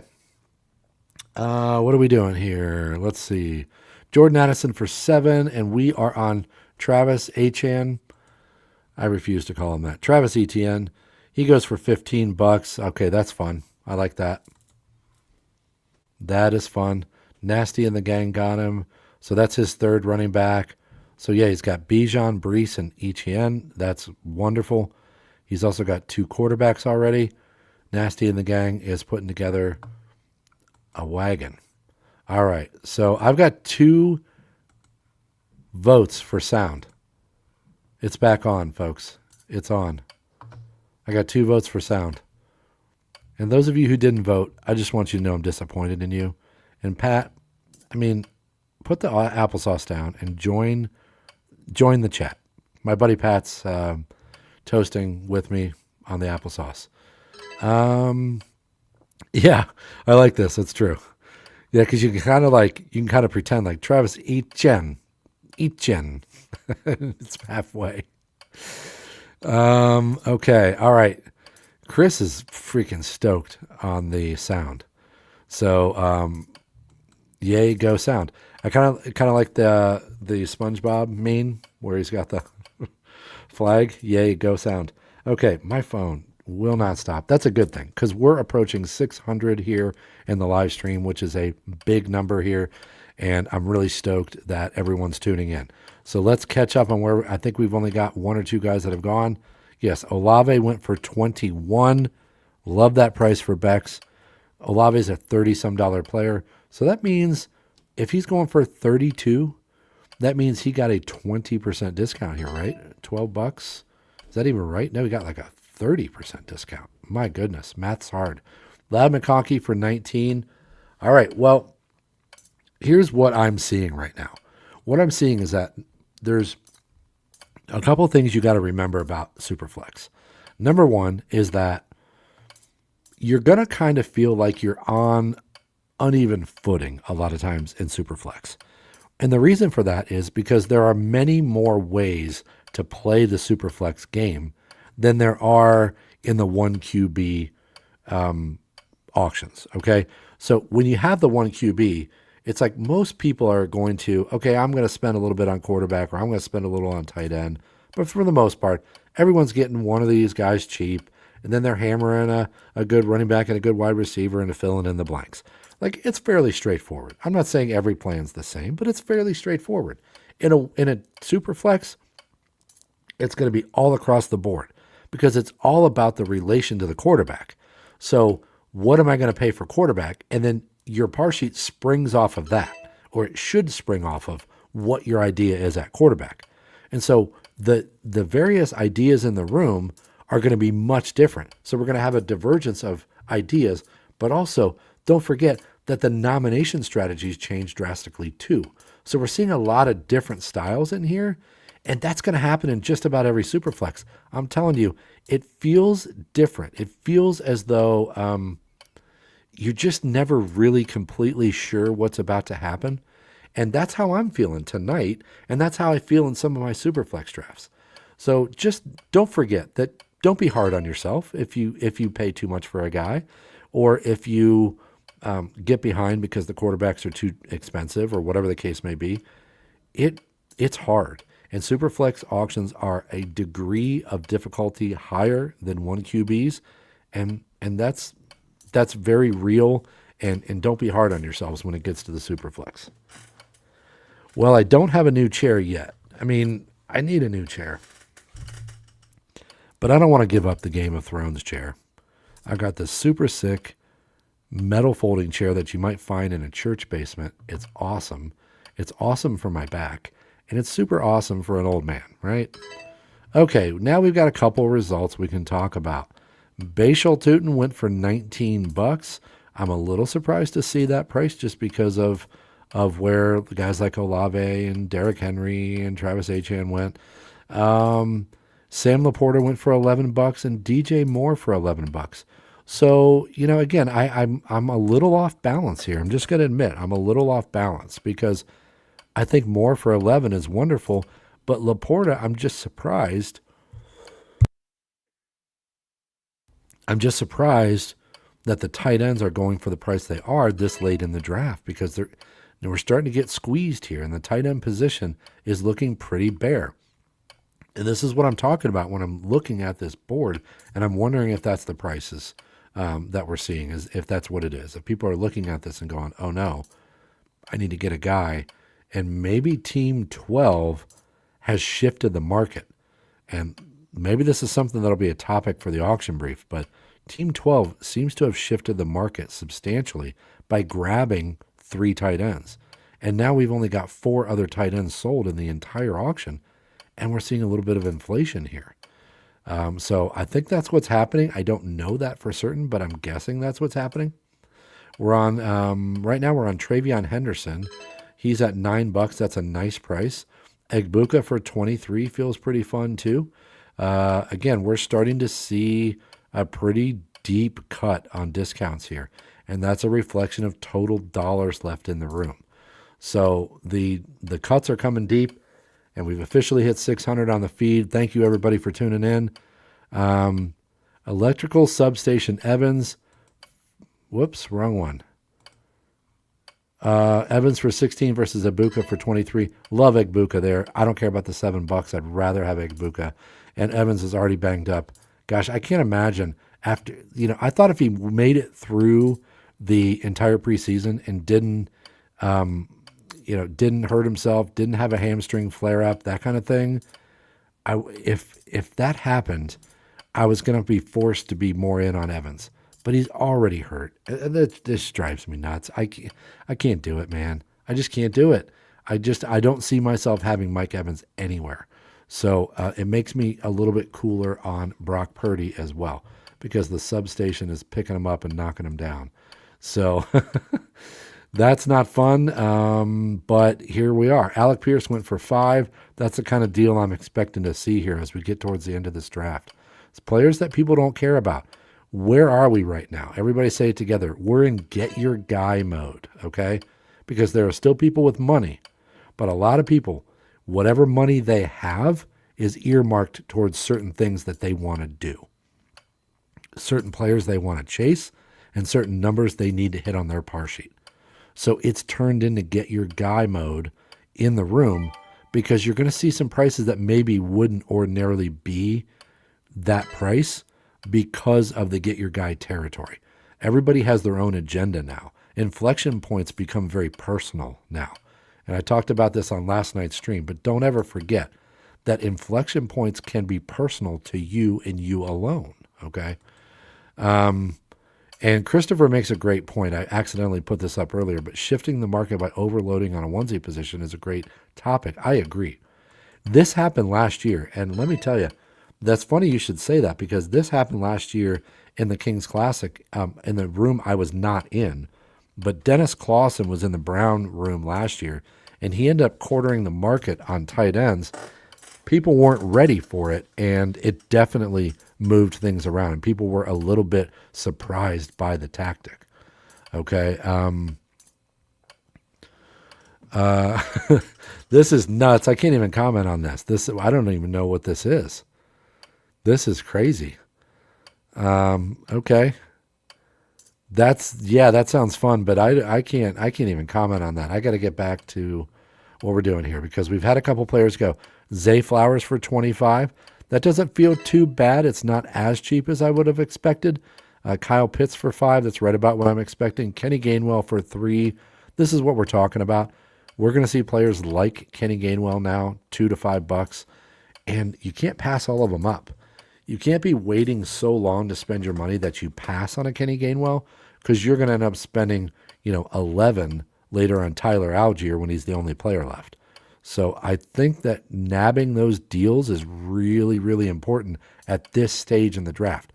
Don't take every one, but hey, that's my second to last bench spot, or that's my third to last bench spot, or whatever the case may be. Take the deal when it's there. Jameson Williams for 11. I like that. These are the kind of prices that you can really build up your bench and your flex players, because we have so many flexes here. Oh, McLaurin for 15. Oh, chef's kiss. Chef's kiss. Masgrog has the money, and he's taking the deals. He's going to take people to the shed here, folks. So the highest dollar amount is Team 2 with $58. But other than Team 2, we only have one other player over $30 left, and that's Ed. So RJ Harvey for 7. I understand why you pay 7 for Harvey there. I think that's a 1 QB price a little bit, but 7's totally fine. Not tragic whatsoever. Cam Ward now, where we start to get into some of the deeper cuts at quarterback. We still have a lot of really good position players left. I mean, if you look at who's still left at running back, there's a lot of good names left at running back, right? There is, let me just open this up even a little bit more. Look at all these names at running back left. That is a lot of running backs. Look at all these names at receiver left. There's a lot of guys. And so it's interesting how people are going to play this at the end because quarterback's starting to get squeezed. There's plenty of players, but it's going to start to get squeezed before too long. And we're going to start getting into those part-time guys, those guys that don't have a definite role. All right, so what just happened? Cam Ward went for 7. Just as I start to think that maybe people are going to go a little bit crazy on a guy who shouldn't go for too much, he goes for 7. I think that's a really nice price. I'm not a Cam Ward guy, but I think that's a really nice price. So Maz is scooping up the bargains right now, folks. Watch this guy work. He saved his money, and he's scooping up the bargains. Team 2 having a field day here. All right. Christopher says Pitts for $5 is a deal compared to other tight ends. I don't disagree. The tight ends are weirdly high priced today. I don't know exactly why that is. But we're on CJ Stroud now. He's $9 right now. And I got to be honest, I am a little bit off balance on how this is going to finish for the quarterbacks. I'm interested to see how the quarterback situation is going to shake out. CJ Stroud went for $11. So again, we're starting to see the effect of there's just no money in the room, period. Now, there's still going to be some competition for some top guys because there is money in the room. And remember, the rule of thumb, don't ever tell yourself that just because somebody has a $12 max bid, they're not going to spend $12. They might not, but they also might. And they might do it just to make you pay $13, just to make sure that you're not getting too good of a deal. So don't ever discount people just because they don't have any money. They could be thinking about blowing their money on one player. You don't have any idea what they're about to do. People act against their interest all the time. And so just be ready for that. So Ramondre Stevenson now goes for 7. J.K. Dobbins went for 4. And here's what I'm talking about. I mean, we're going to see a lot of really good fantasy assets. And now, look, I'm not overselling Ramondre Stevenson, but he's going to be an important part of fantasy football this year.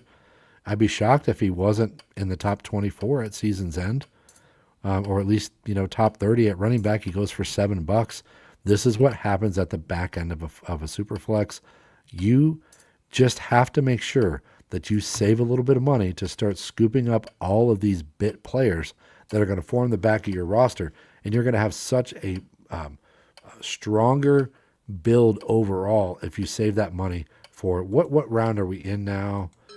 So we are approaching the end of round 8. So yeah, this is perfect. I want you to have that money in rounds 8 to 10, rounds 7 to 10. We talked about that in the 5 stages of the auction, that you got to set yourself up for the end game. But right now, when you can be buying these deals, buying these players that you feel like are reasonable players, I'm not a Cardinal Tate guy, but $8, sign me up. And again, we're going to see a lot of that here over the back half of this draft. We've got about 32 minutes before I'm going to get on the FFPC draft, and maybe we'll commentate 2 drafts. One I'm in and one I'm watching. But I think we're going to get pretty close to done here because of the quickness of how it's going with the auction, or with the nominations and the bidding clock being at 10. Quinshon Judkins went for $8. The cuts are deep. The cuts are deep. People are going to pay for the last couple of guys, but otherwise nobody cares at this point. Players are sinking under $10. We may not see more than 5 players go for more than $10 the rest of the draft. Maybe 8 players. I don't know, but it's a low number. And that's, right now, the only thing we can say is, okay, so 14 on Swift. I thought he might even go cheaper, but that's a nice price, especially with Monangai hurt. We don't know what that's going to look like. Dallas Goedert is up now. He's at $3. So we do have a lot of people who need a tight end, and this is interesting because there's not infinite tight ends when one team has 3, and some teams are obviously looking at the tight end as a possible flex. My God, that phone won't stop. I think it's the live. I think that's what's happening. We're live on Twitter. But I love the count now, the number of people that are in here watching. This is fantastic. We're getting an excellent turnout tonight. And that's partially my fault for last night. I didn't live stream to Twitter, so that was my mistake. I definitely screwed up there, and we didn't get as many eyes on it last night as we are tonight. So, hey, having this many viewers at once focusing on auction, it can only help our cause. And if anybody wants to drop into the chat and talk about what they believe is the best way to get auctions front and center, I am excited to just try to branch out and try to figure out, what do people want? What do people want to hear? What's going to help them be convinced to do it? Okay. My draft slot, I believe I got the 9 hole maybe. I don't know. I don't love it, but Team 5 trying to win an all injury award. Let's see what Team 5's doing here. 1, 2, 3, 4, 5. Dobbins, Neighbors, Evans. Yeah. Okay, I see where he's coming from. But, okay, what do we got happening right now? We are bidding on Kyler Murray. He is at $9. So we still have a lot of quarterback spots to fill. Ed, nice buy there for $9 on Kyler Murray. I can understand the concern for Murray and why we may be just a little bit worried about paying too much for him, but $9 feels really, really strong. And I would guess that he's going to be a top 15 quarterback this year. So your QB2 behind Burrow, that feels really strong. All right, Harold Fannin is up now, and he's at $4. Again, I'm focusing on these tight ends because I'm interested to see how it goes down. Fannin goes for 4. Isaiah Likely went for 3. So we're starting to fill out these tight end spots, but we still have 4 teams that don't have any tight ends. And now we've got 2 teams that have multiple tight ends. I think Fannin for $4 is going to be something that some of these teams kick themselves for. I don't think $4 is what we want to see. If you're in this draft and you don't have a tight end, I feel like you need to be bidding $5 there and making him pay $6, or bidding up even to $7 and making him pay $8. I'm fine paying $7 for Fannin at this point in the draft. I understand, funds are limited. I get that, but I think $4 for Fannin's too cheap. All right, who just went? That was David Montgomery for 17. I just had a conversation. You're going to want to tune in soon to hear the conversation with John Daigle, because we talked about the situation with we have Cortland Sutton. Okay, with David Montgomery, and about the fact that he's just not an exciting player, but he is in that situation that led to quite a lot of fantasy points and goal line carries for Joe Mixon a few years back. And so there should be, in my mind, a little bit more excitement around David Montgomery. I do like the price at 17. That's a little bit of an eyebrow-raising price this late in the draft, but there are some teams that have money that need to fill some spots. And when you're sitting there with a max bid of $15, $20, you can still go get players that are $10 and $12 because you're going to be spending $1 at the back of the roster. So that is certainly possible. Malik Willis is up now. He is $4. Oh, that's crazy. I understand. Maybe he doesn't keep the job. Maybe he sucks. But I think in a super flex where it's 4-point passing touchdowns, Malik Willis for $4, letting this team, frankly, I'm just going to say it out loud because he's only got a $3 max bid at this point, but letting him have Malik Willis for $4 when he didn't have any money left feels like a bit of an unforced error from the rest of the room. Now, I know you might not want to take up a roster spot, or you might think Malik Willis sucks, but I think that's a bit of an unforced error because he didn't have a quarterback before then. And now he's on the board with a guy who probably has a pretty nice floor. And let's just be honest, if he keeps the job, he's going to finish in the top 15. Alexander, so I'm not officially affiliated. Like, I might go on the air with them for a little bit, but I'm not officially affiliated with the FFPC draft. It's Pros versus Joes, and it's all their show. So I'll probably hop on the feed a little bit, but I think you need to go to their YouTube page. So you want to search out FFPC. Please don't do it yet. But yeah, we're going to be in there in just a little bit. And actually, that reminds me, let's get in here and let's get into the draft room so I don't get yelled at. Because frankly, hey, other people appreciate when you're there early, right? So yeah, I'm in the draft room for the FFPC draft. I have the 10 spot tonight. So I'm going to be playing that turn all night. Should be pretty fun. Okay, where are we now? You're welcome, Alexander. Thank you for being here, man. Appreciate you very much. Willis went for 4. Pollard goes for 8. Jordan Tyson goes for 9. I don't hate Jordan Tyson, but I don't love the $9 price this late in the draft. I understand he needs a guy, and I like Jordan Tyson. I'm a big fan of the New Orleans offense in general this year. But I don't know that $9 right now feels like something I want to spend. I'd much rather have the next guy, which is Jalen Warren, for 8, just because I'm a little bit. I think that the pricing is that Mac Hollins. Scott, what's up, brother? Mac Hollins, let's go. Okay, Brian Thomas is up now, and again, I don't want to comment on who's left at what positions, just because I know that there's a lot of players left, and we have a lot of. There's some guys in the room that are looking to pick off deals late. I don't want to ruin that for them, but let's just watch this develop on Brian Thomas. Yes, it is, brother. My buddy Drake Fantasy. Say hi to Drake, everybody. This dude, hustle is perfect because this dude never stops hustling. He does everything. He's a jack of all trades. And okay, where did that end up? Ended up at $6. Oh, that's wonderful. Dalton Kincaid for 2. Again, wonderful. We're getting to that. I told you, folks. I mean, I haven't been right about a lot in this draft, but I knew that we were going to get to some crazy prices here at the end. So we've got about 20 minutes left here. I think we're going to be very darn close to being done. And I'm not going to hang on in the stream when it's just $1 players at the end. We've got a lot of people watching right now. I'm really, I'm thrilled. Toast, my Coke Zero, this is for you. I'm absolutely thrilled at the turnout tonight. I screwed it up last night by not streaming to Twitter. Thank you all for being here. And you know what?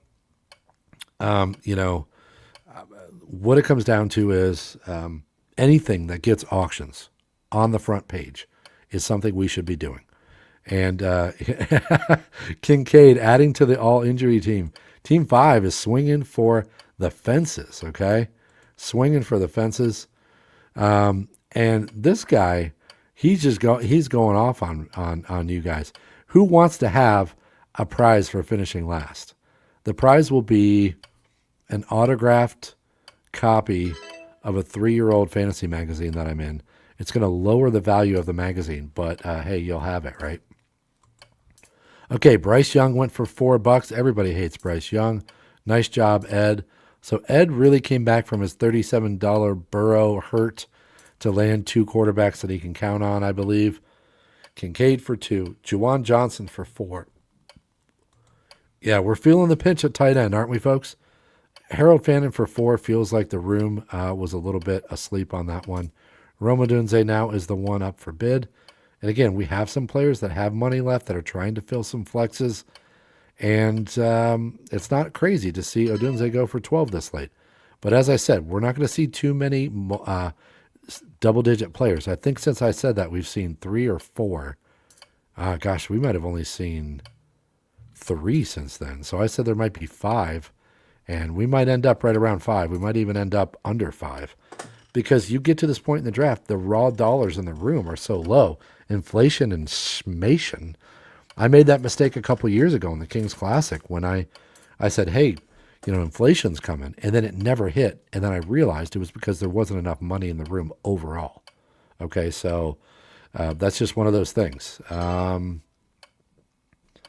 going to set a little timer here because I don't want to be running my FWM and miss my first round draft pick. So we're just going to set a little timer for 8:58 to make sure that I don't miss my draft pick, right? So that is done. Not 8:58 a.m. Was it the a.m. p.m.? It was not the a.m. p.m. Seinfeld fans. All right, what did we have that just happened? Michael Wilson for $4, Daniel Jones for $6. That's a steal right there, man. That's a steal. I know he's coming off an Achilles. I get all the downside. I get the warts. I just said, man, oh man, I don't know. I don't know that these guys should be going this cheap in a superflex. But I get it. I get why it's happening. Matthew Stafford for $4. So I tell you what, this is a heck of a good room. This room knows what they're doing. And what you're seeing is a cratering of prices late in this draft. And I think that's a direct result of the money that was spent on the top tier at position play. Okay, so we're talking about at wide receiver, at running back, and a little bit at tight end. We saw more money spent there than we sometimes will see in a superflex. And so we're seeing cheaper quarterbacks than we'll normally see. And we're also seeing people run out of just money, period. Not just like, hey, my max bid is low, but just, no, this room has a lot of people with a single dollar max bid, and it's been that way for a while. So just watch out for that stuff. This is stuff that we need to just kind of stick in our mental memory bank about how the end of a superflex is going to go. So don't forget that. I mean, that's part of the exercise here. That's why I'm bringing you this content. Is how does the back of the superflex go, just like the front of it does? Because you have to know it all, right? There's no point to getting at the end of the draft and being like, well, my job here is finished. I got my 8 top guys. You got to fill 16 positions. You got to finish this draft, and you got to finish it the way you want to finish it. All right, so now Chig Okonkwo is on the clock. Kyle Monangai went for 4. DK Metcalf, my favorite player in the NFL, went for 6. Rico Dowdle for 3. So again, folks, $3 to $6 players. It's kind of a smorgasbord. Like, pick who you want, who is valuable to you. And that's going to inform your decision-making over the back half of the draft. All right, Okonkwo went for 4. And Parker Washington's up now. Oh, my gosh. 2 nights of sitting in the champion's chair, the metal folding chair from the basement of my church. I'm an old man, folks. Let me just say that. I'm an old man. All right. $6. I agree. $6 for Daniel Jones is too cheap. $4 for Stafford's too cheap, but there just isn't enough money in the room. Whoops, get that off the board. Okay. Where are we at now? We're going to see this thing accelerate quickly because there's $7 for Parker Washington. And now, do we have anybody with a max bid over? Yes, Ed is still hanging out with a max bid over $10. There's nobody else over $8 in the rest of the room for a max bid. So $3 to $5 is a lot of money for almost everybody in this room now. Marvin Harrison's $6. So if you wanted to just go crazy and just draft Josh Allen and Lamar Jackson, or Josh Allen and Drake May, and spend $80, you can go through this draft and go, hey, I'm going to get Breece Hall for 24, and then I'm going to go get Derrick Henry for 22, and then I'm going to go get McConkey for 19, and Adams for 18, and Olave for 21, and Fannin for 4. You can put together a team. If you slam quarterback, you're watching the deals that you'll get late in a room like this. Now, not every room's going to be like this. Sometimes it's, people aren't going to spend up at the top of the position group. So Bijan Robinson isn't going to go for 50. He's going to go for 42, and Chase isn't going to go for 49. He's going to go for 38, and you just never know how it's going to shake out. You got to be ready for anything. That's why we build multiple par sheets. Algier goes for 2. Godwin goes for 4. My ear hurts. And is it a sauce break time? Scott, that is right. I just have to point out, this is the chair for the King's Classic champion. Okay. Uh, it's a metal folding chair. It's super badass. And the only thing you need to know is that I got 3 of these beauties behind me that tells you I do know how to auction. Although superflex auctions are not my specialty, I've spent enough time with them that I know, generally how it's supposed to look. This draft, I tell you what, Sam Darnold for $3. Nobody has any money, folks. Nobody has any money. That is a ridiculous price in a superflex draft for Darnold to go for that cheap. But hey, that's where we are. That is where we are. Let's see. We have 15 minutes left until my draft starts, but we're going to hang on until we get to $1 players, okay? Because look at these benches. These benches have a lot of spots left. I want to see how people are going to finish this draft and how often we're going to see $1 players here.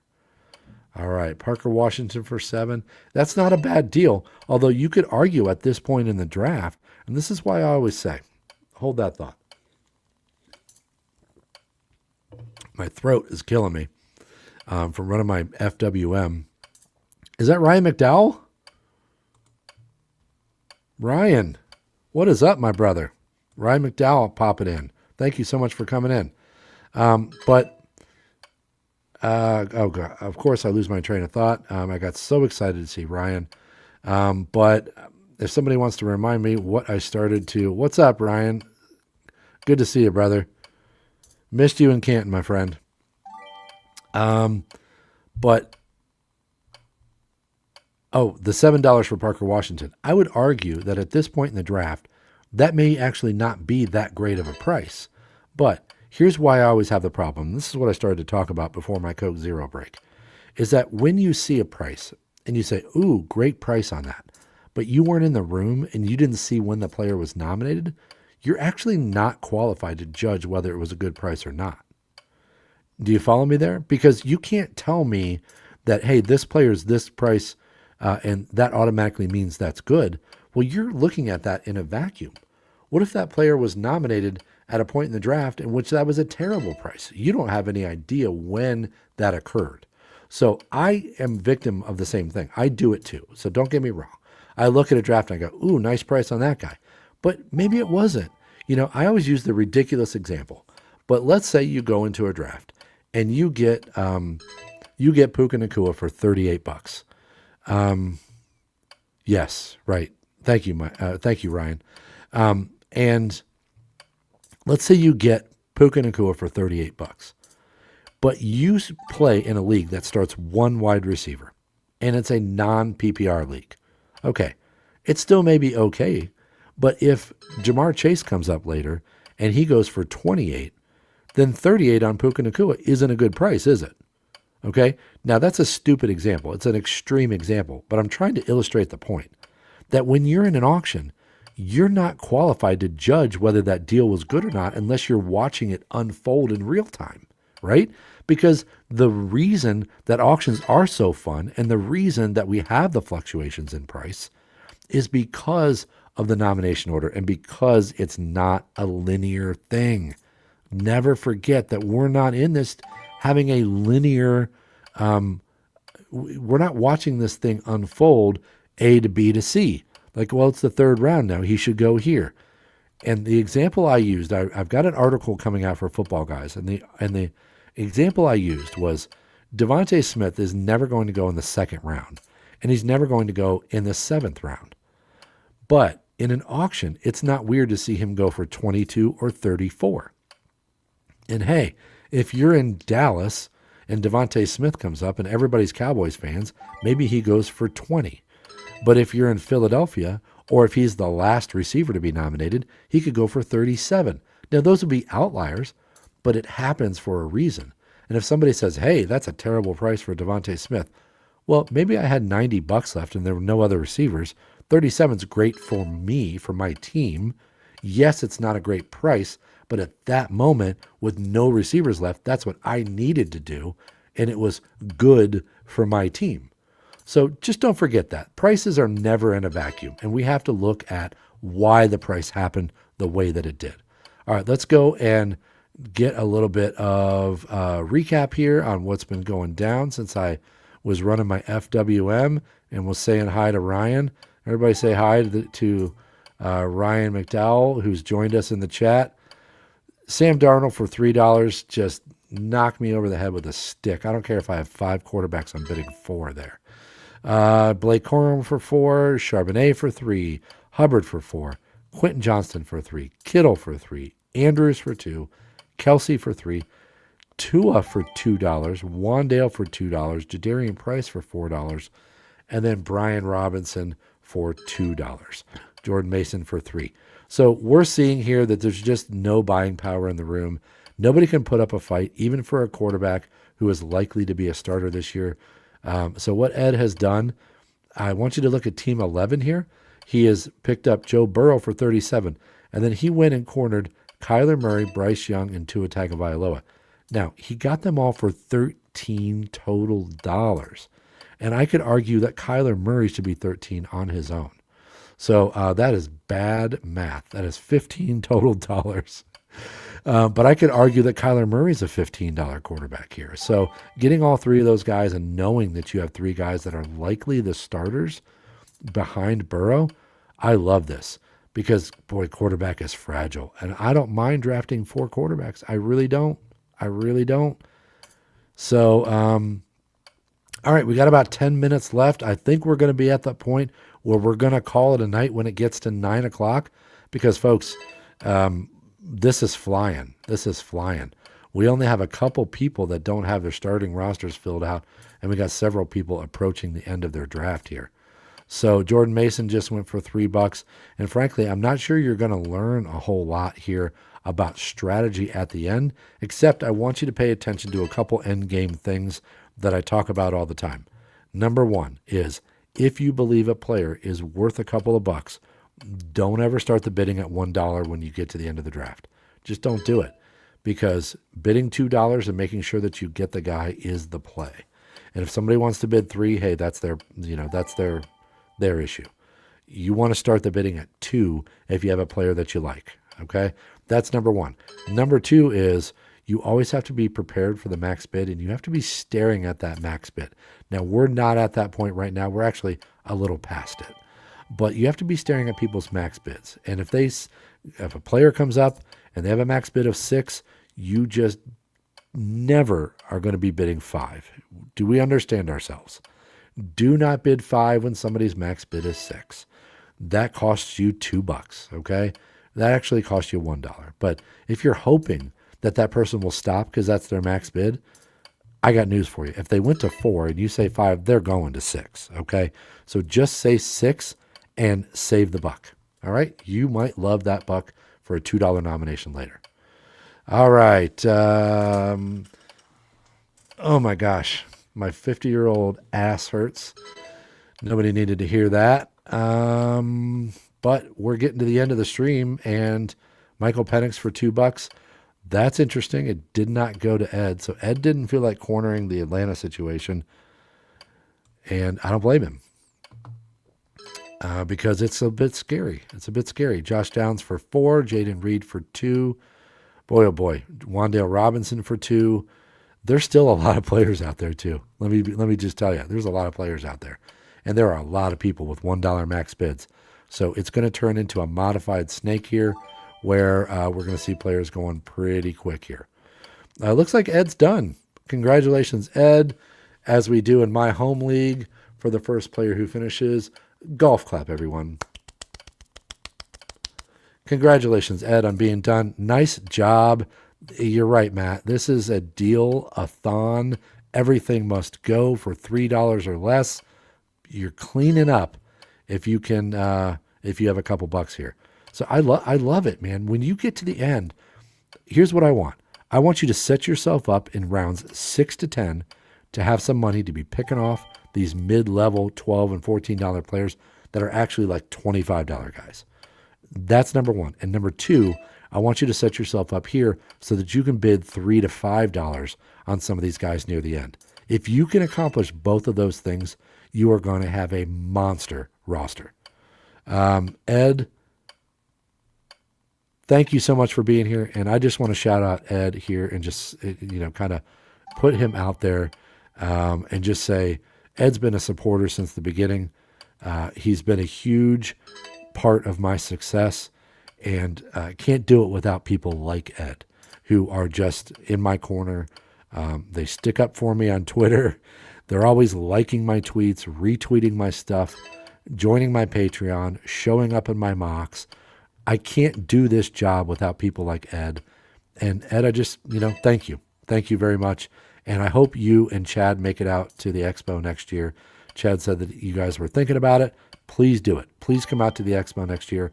We'll share a drink. We'll share a natter day. We'll see what hijinks we can get up to in the wee hours of the morning on the patio of the DoubleTree Hotel in downtown Canton. All right, we are just in a modified snake at this point, so this is perfect. Folks, I am going to end the stream at 9 o'clock. This is kind of how it went last night. You're not learning a whole lot from watching people nominate guys and spending $1 or $2 here. So we're going to end this thing at 9 o'clock. I'm going to hop on my FFPC draft. If you want to see me on the FFPC stream, I will be on there for a couple minutes. They've invited people to jump in and hang out for a little bit at the beginning of the draft. So I'm going to do that because I think that we have used up our utility for the exercise tonight. But let me remind you, before you go anywhere, Scott, thank you. Thank you for being there. You better get there, buddy. Ed, get there. Natter days for everybody. Before you go anywhere, everybody, don't leave. Don't forget that tomorrow night, we're going to talk about both of these auctions with some of the best auction drafters that I know. Dave Richard, Scott Pianowski, Jim Coventry, Doug Orth, and then we're going to have auctioneer Matt Cruz, who was in the chat tonight and who did the Jim Brown auction. He was the auctioneer on Saturday, and last Saturday, we're going to have all of those guys in there. Chad, what's up? Way to get in there, Chad. You don't get credit for showing up with 3 minutes left, bro. You don't get credit. Everybody mute Chad Bray because nobody cares. So, but tomorrow night, don't miss this. Scott Pianowski, Jim Coventry, Doug Orth, Dave Richard from CBS. We're going to talk auctions all night. We're going to talk about how do we advance auction forward? How do we make this a bigger deal? How do we get sites to care more? How do we get the money? Oh, there's my alarm, which tells me the FFPC is kicking off in a minute. That's great. So we're going to talk about all of it, and we're going to break down these two drafts. We're going to talk a little bit about the Kings Classic drafts. We're going to hit it all. And last year, folks, that stream went until like 9:45 last year. It went like 2 hours and 45 minutes because me and Scott Pianowski got on there and we just never stopped talking. He just hung around and we just kept going. And so check in tomorrow night. We're going to be going for at least 2 hours from 7 to 9. We're going to kind of stagger the guests. I think we're leading off with Dave Richard and Jim and Coventry are going to start. Then we're going to bring in Scott and Matt and Doug and the rest of the guys as we move through that. Don't forget, tomorrow night is the last night of the Salary Cap Summit. Be there because the auction panel is what brings all of this together. I know I ran my mouth for 2 hours and gave you a lot of my insights about what's going on here, but these guys tomorrow night have a different perspective, and they've been doing this stuff for a long time, so you don't want to miss what they have to say. All right, well, we are in a modified snake here. In fact, I think it's actually a snake, not a modified snake anymore. This draft is wrapping up. Thank you so much to all the participants of the draft who are in the league this year. You guys are the best. I appreciate you being in the league, and I appreciate you being willing to draft a team while I'm over here criticizing you. That ain't easy. And you're in the room, you're doing the work, and I appreciate that very much. So don't ever forget it. All right, thank you all for being here. The Fantasy Football Lawyer Patreon Network appreciates all of your support. And everybody in the chat, thank you so much. Chad, your mom does, and that's how I'm going to end this stream here. Chad, nobody cares, Chad. You showed up too late, and now it's over. Thank you all for being here. Check out my podcast, The Auction Brief. Check out my Patreon network, The Fantasy Football Lawyer. And hey, always, always auctions. Love y'all. Have a great night.